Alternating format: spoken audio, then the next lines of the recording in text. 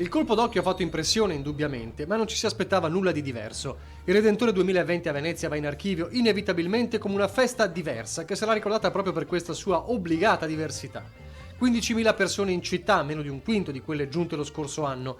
Niente fuochi, e questo ha spezzato la magia e l'arrivo da fuori assieme ai controlli a tappeto delle forze dell'ordine per scongiurare gli assembramenti. Ma i veneziani non hanno rinunciato a trascorrere la serata in barca ormeggiati in Canal Grande o nel canale della Giudecca o sulle tavole imbandite sulle rive.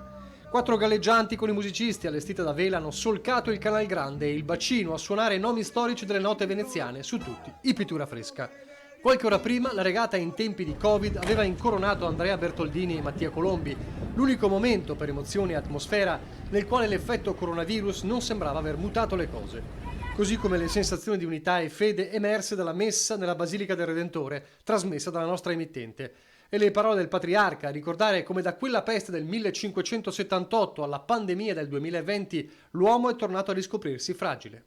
Abbiamo fatto e stiamo tuttora facendo un'esperienza simile.